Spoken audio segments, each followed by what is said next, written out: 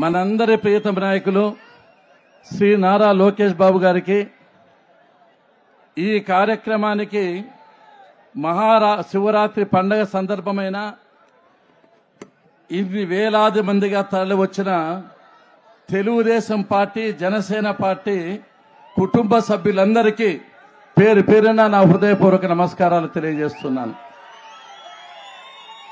మీ అందరికీ ఒకే మాట చెప్తున్నాను, అందరూ నా వైపే చూడాలి, పక్కకు చూడకూడదు. మీ బాడీ మైండ్ ఇక్కడే ఉంటే 5 నిమిషాల్లో పూర్తి చేస్తారని చెప్పి సందర్భంగా గుర్తు చేస్తున్నాను. జగన్మోహన్ రెడ్డి గారు చెప్పిన అబద్ధము చెప్పుకోకుండా, ఇచ్చిన హామీ ఇవ్వకోకుండా అనేక రకములైన తప్పుడు వాగ్దానాలతో ప్రజలు మభ్యపెట్టి మోసపుచ్చి ఒక ఛాన్స్ అంటూ అధికారంలోకి వచ్చి 5 సంవత్సరాలు పూర్తి అయింది. ఈ 5 సంవత్సరాల్లో కుల మత వర్గ విశేషం లేకుండా అన్ని వర్గాల వారికి ప్రత్యక్షంగా నరకము చూపించినారని చెప్పి ఈ సందర్భంగా మీకు గుర్తు చేస్తున్నా. ఈ జగన్మోహన్ రెడ్డి గారు ఒక నరకాసుడు అని చెప్పి సందర్భంగా మీకు మనవి చేస్తున్నా. మిమ్మల్ని అందరూ ప్రశ్న అడుగుతున్నా, ఎస్సీలు ఆనందంగా ఉన్నారా? గట్టిగా. ఎస్టీలు ఆనందంగా ఉన్నారా? బీసీలు ఆనందంగా ఉన్నారా? మైనార్టీలు ఆనందంగా ఉన్నారా? విద్యార్థులు ఆనందంగా ఉన్నారా? ఉద్యోగస్తులు ఆనందంగా ఉన్నారా? వ్యాపారస్తులు ఆనందంగా ఉన్నారా? పోనీ పేపర్ ఆనందంగా ఉన్నారా? పోలీసులు ఆనందంగా ఉన్నారా? జగన్ వాళ్ళమ్మ విజయం ఆనందంగా ఉందా? చెల్లెలు శర్మిల అంటే ఏ ఒక్కరూ ఆనందంగా లేరు, అందరూ బాధపడుతున్నారు.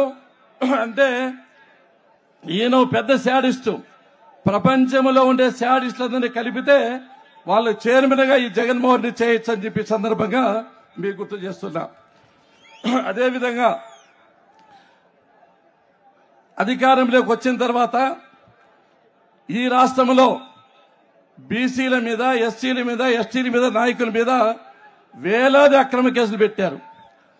అరాచకాలతో, అన్యాయాలతో, దౌర్జన్యాలతో, దోపిడీలతో, మానభంగాలతో ఒక రాక్షస పాలన సాగిస్తున్నారని చెప్పే సందర్భంగా మీకు గుర్తు చేస్తున్నా. అంతేకాదు మీ అందరి మీద కేసులు పెట్టారు. మీ అందరికీ తెలుసు, పల్లె రఘునాథ్ రెడ్డి సౌమ్యుడు, నాన్ కరప్ట్, అందరితో కలిసిమెలిసి ఉంటానని చెప్పి ప్రత్యేకి. అటువంటి నా మీదే ఒక ఎస్సీ కేసు పెట్టాడు జగన్మోహన్ రెడ్డి, ఒక ఎస్టీ కేసు పెట్టించాడు. అంటే నేను ఎస్సీలకు ఎస్టీలకు దాదాపు 10,000 మందికి ఫ్రీగా సౌ చెప్పిండే వ్యక్తిని. నేనేమైనా ఎస్సీలు తిడతానా? ఎస్టీలు జోలికిపోతానా? నా మీద కేసు పెడుతూ వచ్చాడు. అదేవిధంగా ప్రభుత్వ ఆస్తుల ధ్వంసం కేసు పెట్టించాడు. అంతేకాకుండా అవుటేజ్ మాడిస్టే ఉమెన్ పెట్టాడు. 12 కేసులు నా మీద మోపాడు.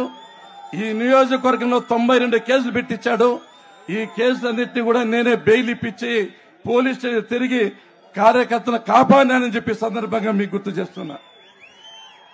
ఈ సందర్భంగా మీ అందరూ ప్రశ్న అడుగుతున్నా, తెలంగాణ రాజధాని ఏది? తెలివైన వాళ్ళు హైదరాబాద్. కర్ణాటక రాజధాని ఏది? చాలా తెలివైన వాళ్ళు అయిపోతున్నారు. తమిళనాడు రాజధాని ఏది? బాగా చెప్పారు. ఇప్పుడు చెప్పాలి మీరు. ఆంధ్రప్రదేశ్ రాజధాని ఏది? ఆంధ్రప్రదేశ్ రాజధాని ఏది? అంటే 29 రాష్ట్రాల్లో రాజధాని లేని ఏకైక రాష్ట్రం ఆంధ్రప్రదేశ్ అని చెప్పి సందర్భంగా మీకు గుర్తు చేస్తున్నా. దీనికి కారణం జగన్మోహన్ రెడ్డి. ఒక్క రాజధానిని కట్టలేని దద్దమ్మ 3 రాజధానులు కడతానంటే ఎవరు నమ్ముతారు? ఒకసారి ఆలోచించేయండి. ఎవరైనా చెవుల్లో పూలు పెట్టుకున్నారని చెప్పి సందర్భంగా మీకు గుర్తు చేస్తున్నా. అంతేకాదు ఈయన పరిపాలనలో రేట్లు విపరీతంగా పెరిగాయి. ఇసుక పెరిగిందా? చెప్పండి.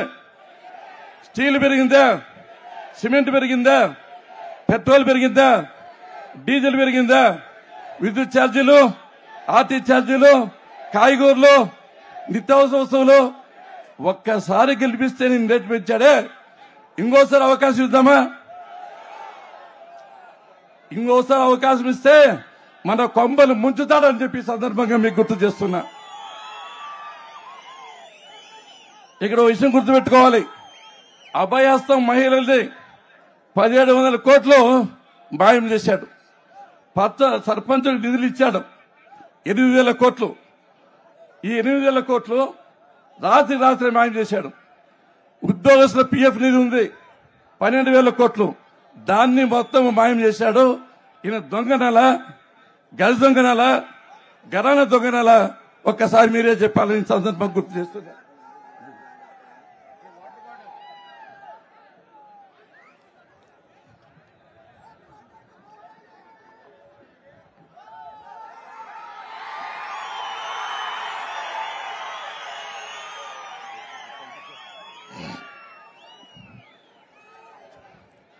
ఆంధ్రుల అందాల అభిమాన నాయకుడు, ఆంధ్ర ఆత్మాభిమానాన్ని, ఆత్మ గౌరవాన్ని, ఆత్మవిశ్వాసాన్ని యావత్ భారతదేశానికే చెప్పిన మహోన్నతమైన మానవతావాది మహానాయకులు స్వర్గీయ నందమూరి తారక రామారావు గారి మనవడు. ప్రజా సంక్షేమే పరమావధిగా, అదే వృత్తిగా, అదే ఊపిరిగా, అదే జీవితంగా, అదే సర్వస్వంగా భావించి దినమునకు 18 గంటల పాటు ఈ రాష్ట్ర అభివృద్ధి కోసం ఆర్నిసులు కృషి చేసిన గౌరవనీయులు, పూజ్యనీయులు, దైవ సమానులు శ్రీ నారా చంద్రబాబు నాయుడు గారి తనయుడు, ఆంధ్ర అందాల అభిమాన కథానాయకుడు, ముద్దుల బాలయ్య ముద్దుల అల్లుడు నారా లోకేష్ బాబు గారు పేపర్ కింద పెడితే ఎంతో వినయంగా తీయించారంటే ఆయన వినయానికి, ఆయన సౌజన్యానికి జోహార్ అర్పిస్తున్నా అని చెప్పి సందర్భంగా మీకు గుర్తు చేస్తున్నా. ఒకటే ప్రశ్న, మీ బిడ్డ అంటాడు. ఏమేమో చెప్తారు, మీ బిడ్డ ఇచ్చేసాడు అని చెప్పి. ఈ బిడ్డే చంద్రన్న సంక్రాంతి సరుకులు, చంద్రన్న రంజాన్ తోఫా, చంద్రన్న క్రిస్మస్ కానుక రద్దు చేశాడని చెప్పి సందర్భంగా మీకు గుర్తు చేస్తున్నాం. ఇదే బిడ్డ పెళ్లి కానుక రద్దు చేశాడు, చంద్రన్న బీమా రద్దు చేశాడు, నిరుద్యోగ అభివృద్ధి క్యాన్సిల్ చేశాడు, అన్నా క్యాంటీన్లు మూసేశాడు. ఈ బిడ్డ చేసిన సంక్షేమ కార్యక్రమాలు 120 పైసలకు క్లోజ్ చేశాడని చెప్పి సందర్భంగా మీకు గుర్తు చేస్తున్నాం. అంతేకాదు తల్లికి చెల్లికి న్యాయం చేయలేనాడు ఈ రాష్ట్రంలో మహిళలకు ఏ విధంగా సాయం చేస్తాడో ఒక్కసారి ఆలోచన చేయనని చెప్పి సందర్భంగా మీకు గుర్తు చేస్తున్నాం. అదే కాదు, మీరందరూ వినాలి, జగన్మోహన్ రెడ్డి గారికి ఒక పెద్ద శాపం ఉంది. ఆయన పూర్వజన్మలో మునులు తపస్సు చేస్తా ఉంటే వాళ్ళ దగ్గరికి పోయి ఆ యజ్ఞానికి భంగం కలిగించాడు, అల్లరి చేశాడు. ఇప్పుడు మాత్రమే ఆ మునులో శాపం ఇచ్చారు, నువ్వు భూలోకంలో జగన్మోహన్ రెడ్డిగా పుడతావు, పుట్టిన తర్వాత ఒక్క నిజము చెప్పినా నీ తల 1000 ఒక్కలవుతుందని చెప్పి ఆ రోజు ఇచ్చిన శాపం ఈ రోజు అన్ని అబద్దాలు అసత్యాలు చెప్తారు తప్ప ఒక్క మాట కూడా నిజం చెప్పడని చెప్పి ఈ సందర్భంగా గుర్తు చేస్తున్నా. అంతేకాదు మీరు ఒకటి గుర్తుపెట్టుకోవాలి, ఎవరికైనా డ్రైవింగ్ వచ్చేవానికి లైసెన్స్ ఇస్తే, డ్రైవింగ్ వచ్చేవానికి వెహికల్ ఇస్తే సురక్షితంగా గమ్యస్థానం చేరుస్తాడు. డ్రైవింగ్ రానోనికి వెహికల్ ఇస్తే సురక్షితంగా చేర్చలేడు, ప్రమాదాలు వస్తాయి, మరణాలు వస్తాయి. ఏమాత్రం అనుభవం లేని, డ్రైవింగ్ రాని జగన్మోహన్ రెడ్డికి పొరపాటున వాహనం ఇచ్చాం, ఈ ఆంధ్రప్రదేశ్ వెహికల్ యాక్సిడెంట్ చేశాడు, సిలోని కంటే 50 ఏళ్ళు వెనకబడే పరిస్థితి తీసుకొచ్చాడని చెప్పి ఈ సందర్భంగా మీకు గుర్తు చేస్తున్నాను. అదే అనుభవం ఉన్న మన ప్రియతమ నాయకులు, దైవ సమానులు చంద్రబాబు నాయుడు గారికి ఇచ్చింటే ఈ వేళకి 5 సంవత్సరాల్లో ఎన్ని లక్షల ఉద్యోగాలు వచ్చేటివి, అమరావతి పూర్తయ్యేది, పోలవరం పూర్తయ్యేది, ఈ రాష్ట్రం సర్వతోముఖాభివృద్ధి చెంది ఉండేదని చెప్పి ఈ సందర్భంగా మీకు గుర్తు చేస్తున్నాను. తర్వాత ఈ నియోజకవర్గంలో 20 సంవత్సరాలుగా నన్ను ఆదరించారు. ఎవరు చనిపోయినా, యాక్సిడెంట్ అయినా, ఇల్లు కాలిపోయినా, హాస్పిటల్లో ఉన్నా దేవుడు రాడు, 108 రాదు, బంధువులు రారు, ఎవరు వస్తారు?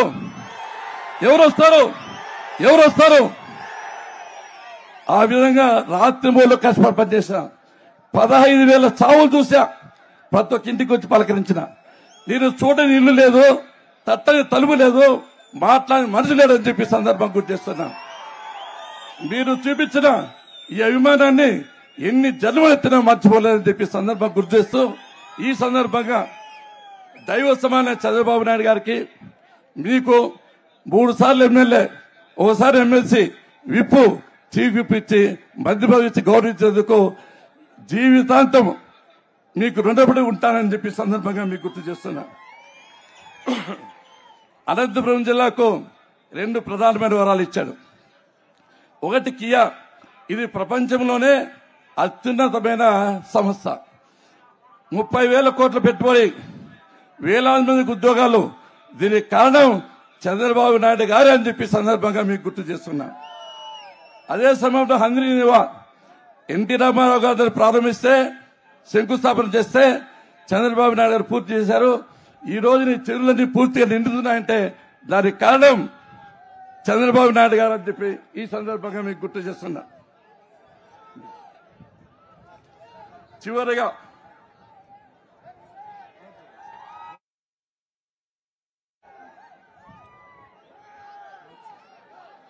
చివరిగా కొన్ని కోరికలున్నాయి సార్. మా ఎమ్మెల్యే గారు నాకు శిష్యుడైన ఇక్కడ అవినీతి ప్రారంభించాడు. అవినీతి అనకుండా దాదాపు 1,670 కోట్లు వివిధ బ్యాంకులకు మోసం చేసిన ఈ వ్యక్తి ప్రజలకు మోసం చేయడాన్ని మిమ్మల్ని ప్రశ్నిస్తున్నా.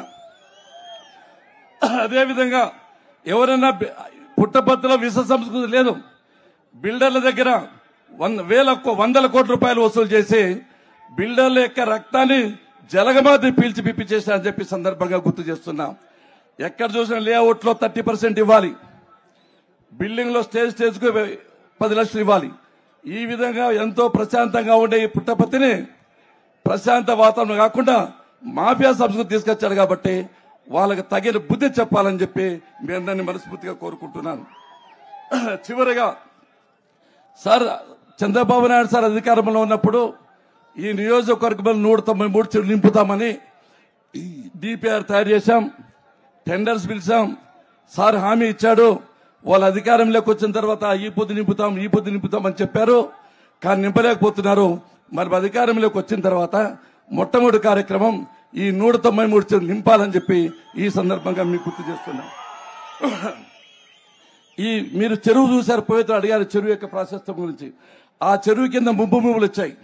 ఆ చెరువులో అది పెద్దకమారుపల్లి, జానకంపల్లి, కొచ్చెరు సంబంధించిన రైతులు ఆధారం లేకోకుండా నీళ్లు నింపడం వల్ల వాళ్ళు ఉపాధి కోల్పోయారు. కాబట్టి వాటికి పరిహారం చెల్లించాలని చెప్పి సందర్భంగా మీకు గుర్తు చేస్తున్నాం. బుక్కపట్నం, పుట్టపర్తి, కొచ్చెరు 3 రింగ్ రోడ్స్, ఈ 3 కలిపితే రింగ్ రోడ్ ఏర్పడితే పారిశ్రామికంగా అభివృద్ధి చెందుతుందని చెప్పి సందర్భంగా మీకు గుర్తు చేస్తున్నా. అదేవిధంగా పెడబెల్లో కానీ ఈ జగనన్న కాలనీ కానీ భూములు ఆక్రమించారు. మనం వచ్చిన తర్వాత అవన్నీ క్యాన్సిల్ చేసి రివైజ్ చేయాలని మిమ్మల్ని కోరుకుంటున్నాం. ప్రపంచ ప్రఖ్యాతిగాంచిన ఈ పుట్టపర్తిని టూరిజం సెంటర్ గా డిక్లేర్ చేయాలా, ప్రముఖ ఆధ్యాత్మిక కేంద్రంగా కూడా చేయాలని చెప్పి కోరుకుంటున్నా. అదేవిధంగా ఇండస్ట్రీస్ ఏమైనా పెడితే ఏపీఐఏసీలో తమరు ఉన్నప్పుడే 100 ఎకరాలు ఇచ్చారు. అవన్నీ లేఅవుట్ కూడా వేశాం. తమరు వచ్చిన తర్వాత ఇండస్ట్రీస్ ఇస్తారని, వేలాది మంది యువకులకు ఉద్యోగాలు ఇస్తారని మీ మీద ఆశలు పెట్టుకున్నారని చెప్పి సందర్భంగా మీకు గుర్తు చేస్తున్నా. TIDCO houses sir, Singapore type లో టిడ్కో హౌసెస్ ప్రారంభించాం. 1214 ఇళ్లు, అవి అసంపూర్తిగా ఉన్నాయి. 70% పూర్తి చేస్తాం. వాటిని కూడా పూర్తి చేయాలని కోరుకుంటూ, ఒకటే చివరిగా, నా జీవితంలో అన్ని చూశాను, మీ అభిమానాన్ని చూశాను. నా జీవితంలో నా కొడుకు కోడలు మంచి ఉన్నతంగా ఉన్నారు. మేడమేమో స్వర్గంలో ఉందమ్మా, మీ అందరికి తెలుసు. నాకు మిగిలిండేది ఎవరు? మీరే. మీకోసం రాష్ట్రంలో కష్టపడతా, మీ కష్టాల్లో, నష్టాల్లో, బాధల్లో భాగం పంచుకుంటా, మీ కుటుంబ సభ్యులుగా సేవ చేస్తా.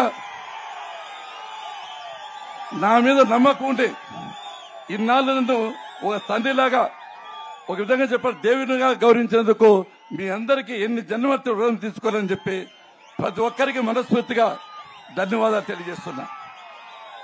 ఇప్పుడు ఇంతవరకు మనం వేచి చూస్తున్న మనందరి ప్రియతమ నాయకులు, తెలుగుదేశం పార్టీ జాతీయ ప్రధాన కార్యదర్శి, కార్యకర్తల కోసం